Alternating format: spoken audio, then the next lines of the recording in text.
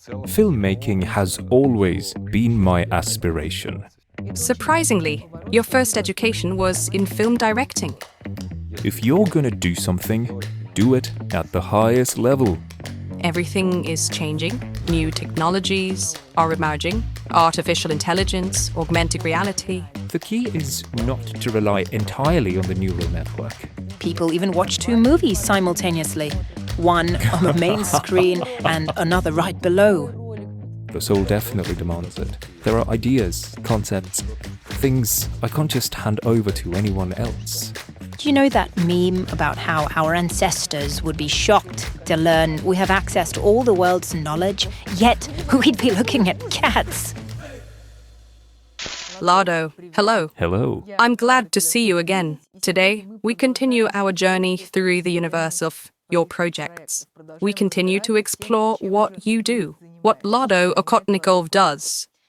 And today, we will discuss what I consider a surprising direction. As last time, we talked about medicine, mindfulness, and a holistic approach to health. Today, however, we'll focus on cinema. It seems entirely different from nature, almost completely separate. Because today we'll talk about the company Lado Films. Tell us about Lado Films. What kind of a company is it, and what are its activities? Lado Films is a company that specializes in film production. Of course, we primarily created it for films. Our multi-saga and cinematic universe, Multiverse, which also features in our films, about Holiguards and Statiguards. Yet, generally, filmmaking has always been my aspiration. As a film director by education, I'm deeply immersed in cinema, and I disagree with the notion that filmmaking is somehow distant from nature. Ideally, movies, on the contrary, should connect with nature. This is what the best filmmakers have taught us. Great directors from the past, the present, who consistently emphasize this point. We need to connect more deeply with nature. And I've always felt this way because, actually, the skills I've gained, the education I received as a film director, have profoundly influenced my life, shaping my growth in everything from self-improvement to business. In a way, I've been directing my own life all along. You could put it that way.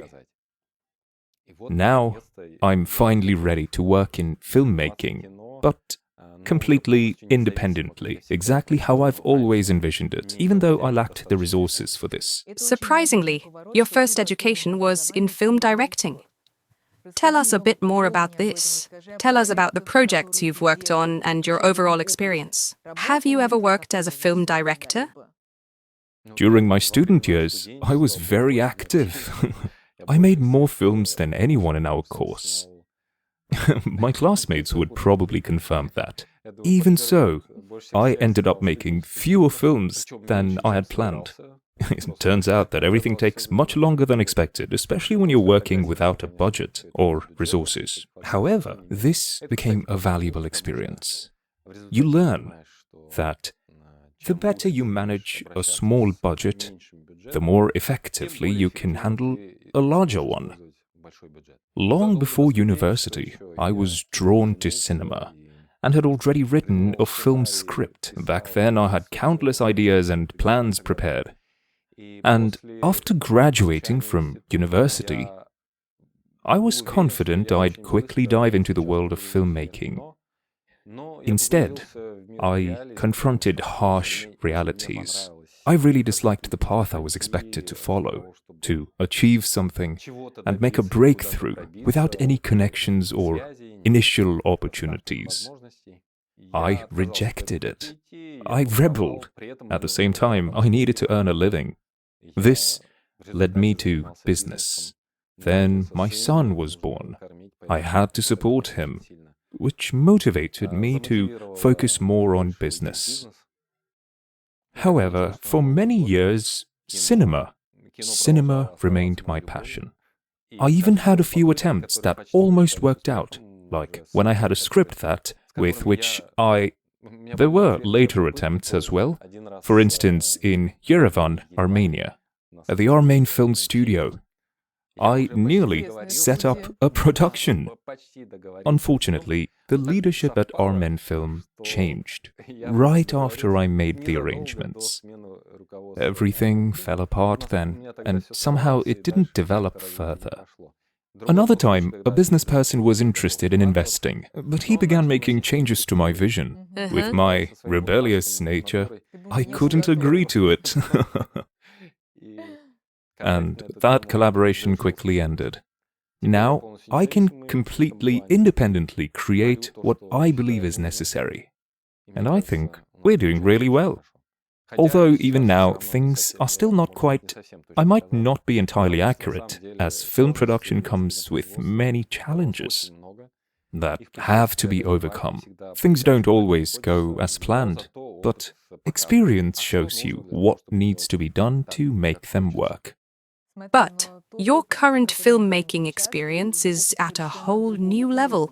Show more details. After all, you've involved Hollywood stars in your project, which we'll talk about in a moment, and have begun collaborating with Hollywood right away. Yes, that's how it happened. That's how things turned out, because there's a principle we followed from the very beginning. If you're gonna do something, do it at the highest level. And when we discussed promotion, we decided that for promotion, of course, it would be very beneficial for us to have a Hollywood star. Then we began negotiations, which were really tough, because who knew me there? No one knew. How did you even get in there to start talking to them? Hard. This could easily be a lengthy, hours-long interview on its own. Yes, it was certainly challenging. How long did it take to negotiate with those you eventually reached an agreement? I'm unsure if you can mention their names at this time. Yes, now I can name those with whom we ultimately created the first pilot episode. They are essentially Dolph Lundgren, Brianna Hildebrand, Eric Roberts, Tyrese Gibson, Disha Batani, Sonia Coling, and also Kevin Spacey.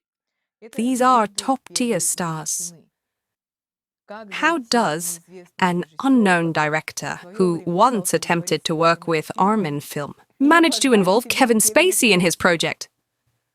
Well, it's a long story, but I think we convinced him with our idea and vision. And when we met in person, we found common ground. Did you personally Though it was participate in the difficult. negotiations? I was personally involved in many negotiations. Not at first, but later on. The hardest part was getting started because convincing the first star was exceptionally tough. However, once we brought that first star on board, things gradually became easier. Although challenges still came up. Then we faced the reality that Hollywood works by slightly different rules and principles. There's a lot of bureaucracy. We encountered many legal details we hadn't anticipated. Now we've learned how it all works, we understand it, expect it, and are prepared for next time. An incredible adventure. But overall I can say that even though the level is difficult, the skills I learned as a student have been retained and remain valuable. For instance, as a student, I filmed stunts with no budget. So it was hard for anyone to convince me that extra resources were necessary unless they truly were. And I could push for quality where it was reasonable to expect it. So, the skills from my student days proved helpful even here, and looking ahead, we'll keep developing new skills. Well, let's tell the viewers what this is all about, what this project is. The trailer for the pilot episode of the series was recently released. What's the series called? What's it about? What's the main idea behind the series? Please tell us. We named the pilot episode The Portal of Force, And the series itself is titled Statiguards vs. Holiguards. Statiguards vs. Holiguards. These are two forces, two opposing sides, that actually, we even made the title a bit complicated to avoid giving any spoilers, so now I'm unsure whether I should explain it or not. But there are two opposing forces in nature and among people, which come through in our characters, who, those on one side, stand for keeping everything as is, preserving traditional order, boundaries, and so on. The others stand for revealing people's true nature, for self-development, for constant learning and discovery. Since these forces are always in conflict, many key plot points revolve around this clash. Interestingly, many elements are even inspired by real life, although overall, it's a fantasy, of course. By the way, our fantasy direction began at the comic book stage. That is, in fact, we started with a comic book. Entirely unexpected for me, actually. We were just discussing the overall concept of the saga. Some team members with comics experience suggested we approach it that way. We worked on it, added more fantasy elements, and overall, we liked it. We decided that while what Marvel does, for example, is interesting, we wanted to create something entirely different, something unique. Again, I'm only mentioning Marvel as a reference, since what we're doing is completely distinct. Can you tell me more about the very idea of the confrontation between Holiguards and Statiguards? Where did it come from? Is it based on an existing concept, or who came up with it? This is pretty much how it works in life. Of course, in comics or fantasy films like our saga, this concept is portrayed in a more direct and literal manner. But in our real life, it's the same. Two forces constantly confront each other. They also exist within a person, because in our film, the idea is that they represent two types of energy. Statiguards and Holiguards each fully embody one kind of energy, as this is the only way to harness this power to its fullest. But the energy of those who aim to preserve things as they are, that kind of energy relies on external factors and attributes. In that sense, the philosophy runs deeper and may sound a bit intimidating. But I firmly believe this is how the universe operates. Not literally, of course, but the concept helps explain it. There are universal parasites that have turned humanity into a kind of farm where people serve as their food source, the energy of people. To ensure people remain nutritious and available to them, for their energy to be accessible, their consciousness must be confined within strict boundaries. And generally, an ordinary person who abides by all this doesn't even truly think for themselves. What many refer to as their own perspective or their own thinking often isn't really that, and it's shaped by frameworks and predefined standards. A person self-identifies in a specific way, and their entire thought process is built upon that. The opposite side, however, is entirely creative, questioning everything, even where it seems like, no, this is absolutely unshakable. It's just the way it is. And even asking, no, you need to question everything.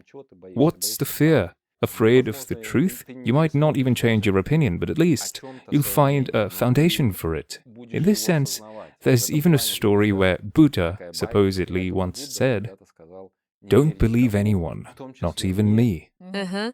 Because everything you hear from someone, if you believe it just because they said it, you haven't truly known it. The truth must come from within, and it takes courage to challenge things, to question them. Perhaps it's even better to first resist the truth they've told you, to endure the delusion, and then, ultimately, discover the truth for yourself and understand it fully.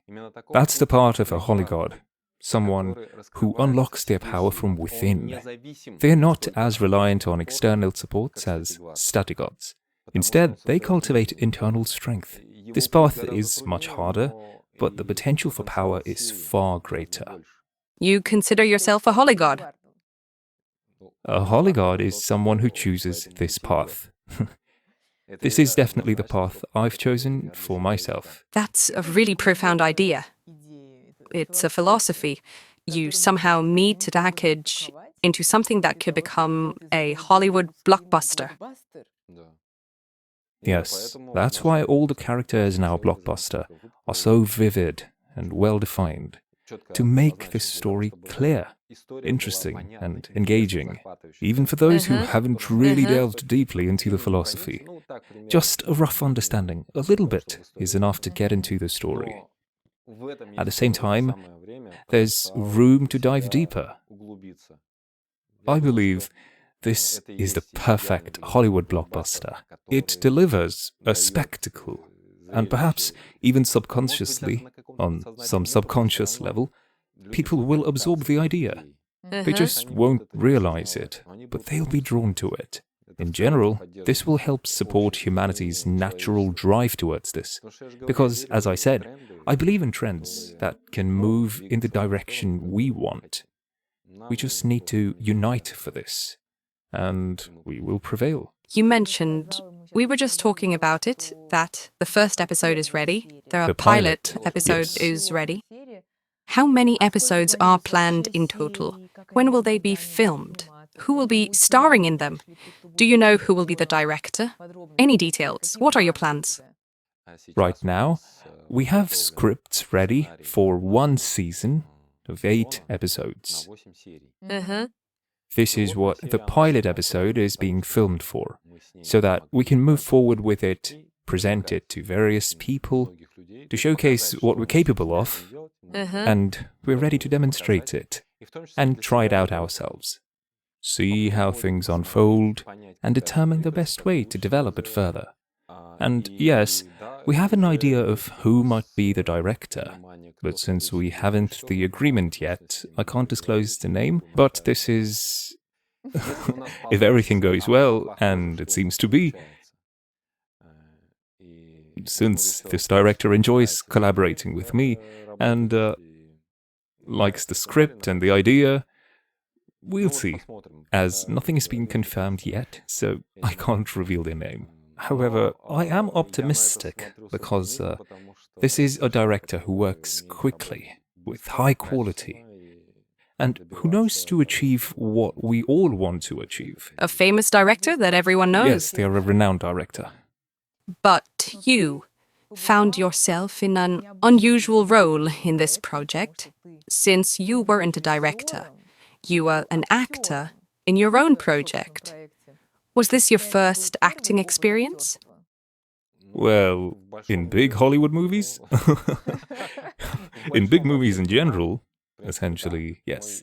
My film debut was in 1996, but I was just an extra back then, in a film titled Scientific Section of Pilots.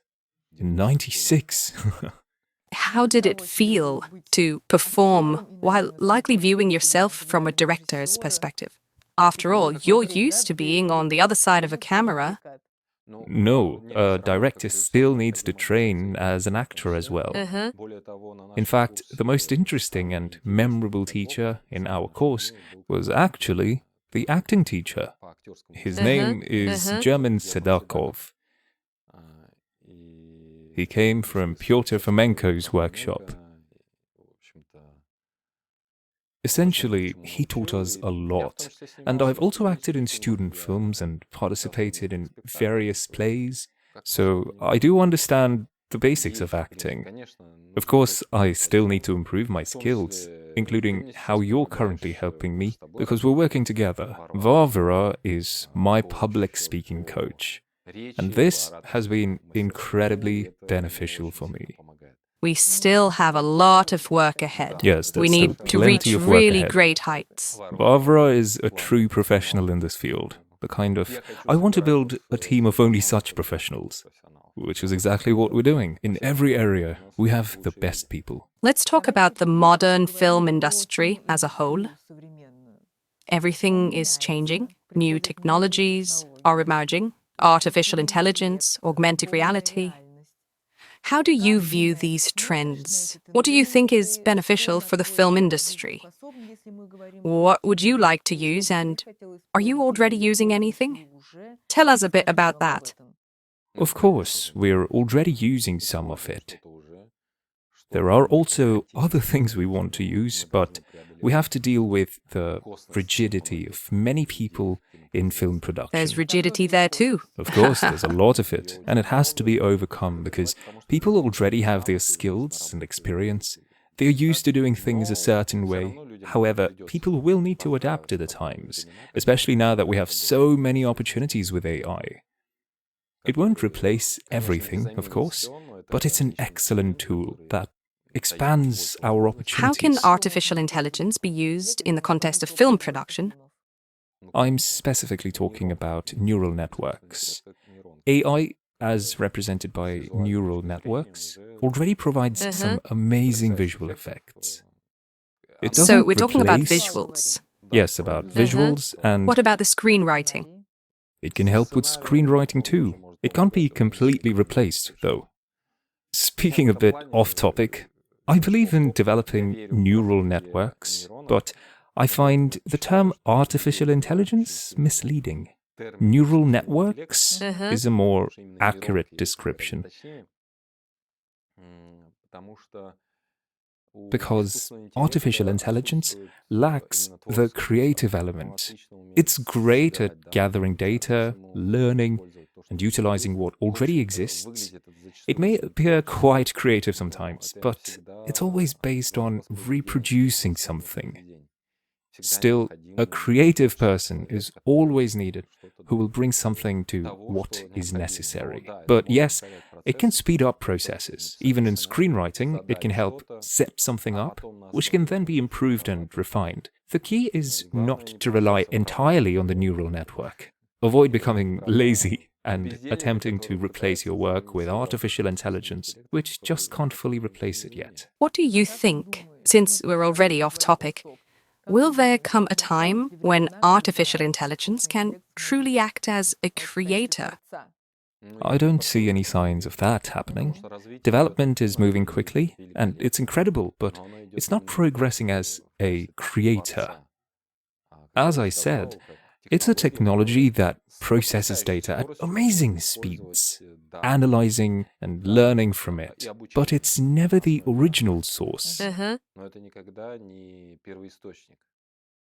We humans will likely continue to rely increasingly on machines for calculations and problem solving. At the same time, we'll begin to better distinguish the creative human element, as there's definitely something mysterious about human nature. Compared to neural networks, we may appear very limited, but at the same time, we're absolutely limitless due to the immense potential we haven't even begun to unlock. But now, We with have a Holiguards- chance. Yes, definitely. Tell me, please, as we return to the topic of the film industry in the context of new technologies, you know what I've been thinking about? How modern people have such limited attention span. Because our attention is scattered. We constantly juggle many things at once. People even watch 2 movies simultaneously, one on the main screen and another right below. We're surrounded by this tech everywhere. How does that impact things? There's this concept, what's it called? When frames change really fast, clip thinking. It's significantly affecting the film industry. Essentially, I wonder if anyone can even watch Tarkovsky now. Is it still possible to engage with slow movies, as we used to, where you immerse yourself in it and allow it to draw you in? Or is that already a thing of the past? Well, I think a lot of things. No, I'm quite certain, and it's quite obvious, that many things in life and society develop in cycles. We go through certain stages, and often we hit a crisis, but we learn from it. Humanity realizes, oh, look, we messed up here. Well, guys, will we make the same mistake again or what? In this case, the issue is clear. In the past, a lot of information was simply unavailable.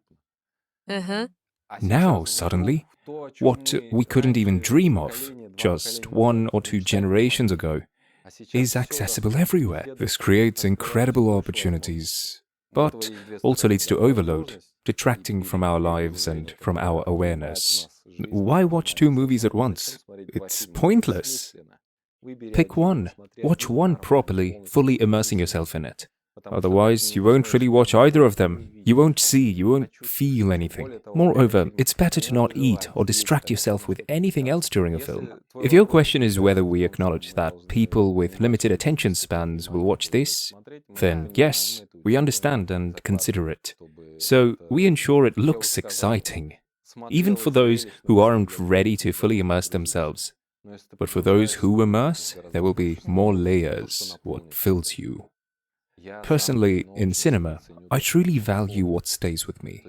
After watching, what lingers within me and bears fruit, like Tarkovsky's films. I'm sure this is one of the trends we'll continue to support, and there is a genuine demand for it. This idea is being discussed a lot right now, so clearly a demand for it is emerging. Yes, it might get suppressed by something else, but we will not suppress it. On the contrary, we will keep developing it. People will come to value the significance of making choices, as you need to choose where to focus your attention. That's the hardest part. Besides, these technologies really help us in handling daily tasks efficiently.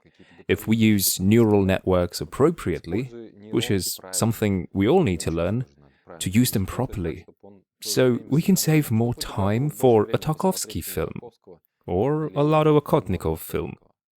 Do you know that meme about how our ancestors would be shocked to learn we have access to all the world's knowledge, yet we'd be looking at cats?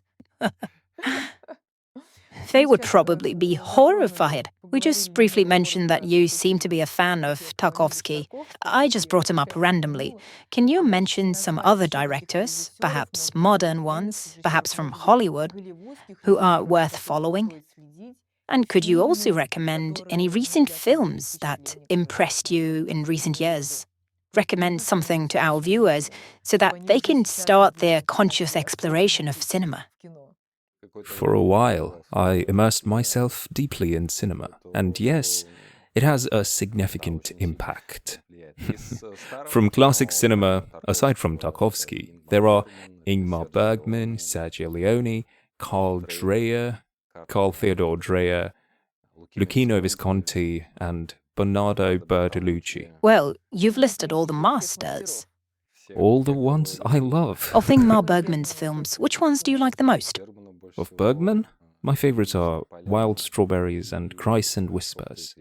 No, actually, he has so many. Honestly, no one has done as much as Bergman did. I mean, in terms of the sheer number of masterpieces, no one will ever surpass him, probably. Fanny and Alexander is undoubtedly incredible. It's a bit different from Wild Strawberries and Cries and Whispers, though. It's one of my favorite films. I really love Japanese cinema. Kenji Mizoguchi, Akira Kurosawa. From contemporary film directors, my favorites are David Fincher, Lars von Trier, James Cameron, and Christopher Nolan. Among Russian directors, my favorite is Serebrennikov. Somehow, I knew that. Currently, you are negotiating with a director about filming the first season. With a very interesting director. A very interesting director.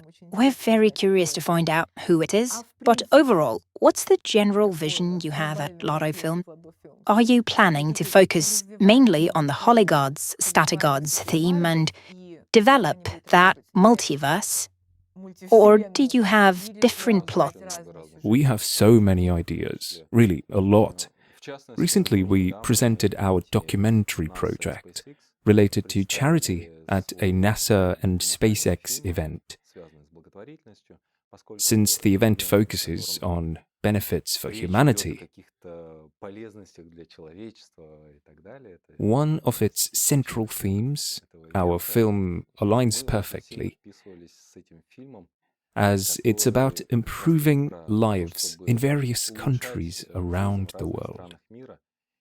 With Starlink as a partner, we aim to create opportunities to connect to the internet and, through that, offer school education options in areas where it's currently unavailable. These primarily include countries in Africa, with some in Asia, possibly in Latin America too. The film follows a main character who travels the world and appears in various countries. This should be a highly creative musical film, featuring dancers and musicians in various parts of the world among the people. We're creating visuals in which everything around blooms, becomes brighter and more beautiful, and is filled with life. These are the imagery of our documentary. Along with this, we plan to launch these programs in various countries to enhance educational opportunities in schools beyond their current state. We firmly believe that by improving lives in other countries, we are contributing to a better world for everyone, including ourselves. Well, that's a wonderful initiative. I hope everything goes well.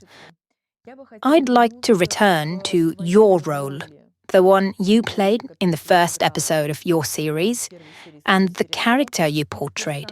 This character is quite a special one. Can you tell us something about him? I've already mentioned that.